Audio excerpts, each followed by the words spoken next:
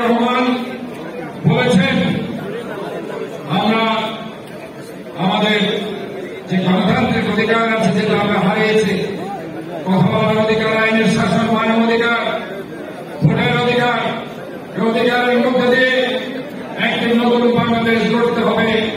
জাতীয় ঐক্যের ভিত্তিতে একটি জাতীয় সরকার গঠন করা হবে, যারা তারেক রহমান সাহেব বারবার বলেছেন। কাজে আমরা কোন বিভেদ রাষ্ট্রীয়ভাবে জাতীয়ভাবে চাই না, যার কারণে শহীদ প্রেসিডেন্ট জিয়াউর রহমান ৭৫-এর পট পরিবর্তনের ফলে বহুদলীয় গণতন্ত্রের প্রবর্তন করেছিলেন। বাংলাদেশে জাতীয়তাবাদ প্রতিষ্ঠা করেছিলেন যে আমাদের এই বাংলাদেশে বহু ধর্ম আছে, বহু বর্ণ আছে, বহু গোত্র আছে, বহু জাতি আছে, বহু ভাষাভাষী আছে, কিন্তু আমরা সবাই বাংলাদেশি। বাংলাদেশ আমাদের ঠিকানা, আমাদের প্রথম ঠিকানা, আমাদের শেষ ঠিকানা। আমরা সবাই মিলে ধর্ম নির্বিশেষে এই বাংলাদেশকে আমরা একটি সুন্দর সমৃদ্ধশালী ঐতিহ্যমণ্ডিত বাংলাদেশ।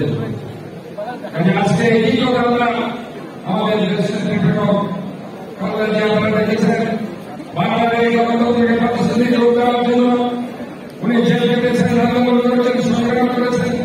ওনাদের পক্ষে আমাদের দেশ নায়ক তারেক রহমান আজকে ৩১ দফা বাস্তবায়নের মধ্যে দিয়ে, যেটা শহীদ প্রেসিডেন্ট জিয়াউর রহমানের ১৯ দফা, আমাদের খালেদা জিয়ার প্রেমিক পার্টি সহ, এবং ৩১ দফা আমাদের দেশ নায়ক তারেক রহমান যে সংস্কার উনি জাতীয়ভাবে উপস্থাপন করেছেন, সেই ৩১ দফা বাস্তবায়নের মধ্যে দিয়ে আমরা একটি দুর্নীতিমুক্ত সমৃদ্ধশালী নতুন বাংলাদেশ গঠন করব, যে বাংলাদেশে আমরা সবাই ঐক্যবদ্ধভাবে থাকব, জাতীয়ভাবে আমরা সবাইকে নিয়ে একটি সুন্দর বাংলাদেশ গড়ে তুলব, যাতে সাম্প্রদায়িক কর্মীও আওয়ামী লীগে যোগ দেয়নি, সেই কর্মীরা প্রতিষ্ঠা করবে নৈতিকতায় বিশ্বাসী বাংলাদেশ জাতীয়তাবাদী দলের শহীদ প্রেসিডেন্ট জিয়াউর রহমান, আমাদের নেত্রী খালেদা জিয়া এবং দেশ নায়ক তারেক রহমানের নেতৃত্বে তারা আশ্বাস এবং তারা এখনো বাংলাদেশে গণতান্ত্রিকভাবে একটি সরকার প্রতিষ্ঠা করার জন্য আমার ভোট আমি দিব, তাকে কিছু তাকে দিব, এই পদচারণায় তারা মুখিয়ে আছে। ইনশাআল্লাহ আমরা মনে করি যে আমরা আমাদের ভারপ্রাপ্ত চেয়ারম্যান যে বার্তা দিয়েছেন, কোন ধরনের কাজের পরে যারা বিএনপিতে রয়েছে ওই ধরনের কর্মী নেতারা যাতে ফায়দা তারা না পায়, যারা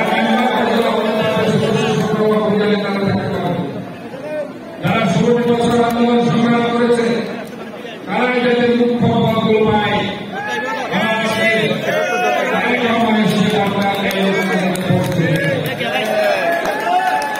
আরেকটি কথা বলেছেন, ইতিমধ্যে যারা বিভিন্ন পদ পেয়েছে তারা যদি কোনো আওয়ামী লীগের কোনো নেতা কর্মীর সাথে তাদের ছবি থাকে, তাদের সেই পদ থেকে তাদেরকে বাদ দিতে হবে। আমি আপনাদের এখানে বলতে চাই, এই ধরনের কোন এভিডেন্স যদি কারো বিরুদ্ধে থাকে, আপনারা সেটা কেন্দ্রীয় দপ্তরে এবং এখানকার যারা দপ্তরে আছে তাদেরকে সেটা জমা দেবেন, অবশ্যই জমা দেবেন। আমরা বলতে চাই যে ১৬ বছরে যারা আন্দোলন সংগ্রাম করেছে তারাই পদ পাবে, যারা পাঁচক কাজের পরে দেশে এখানে বিএনপিকে তারা দ্বিধা বিভক্তি করতে চায়, তাদের ব্যাপারে আমাদের কথা আছে। আমরা ঐক্যবদ্ধ করতে বিএনপি চাই, আমরা চাই